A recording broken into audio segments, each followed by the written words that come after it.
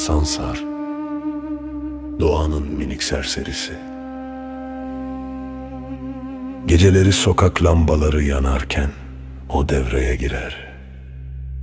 Kimse çağırmaz ama o gelir. Yumurtanın, peynirin, hatta bazen uzaktan bile gelen köfte kokusunun dedektifidir.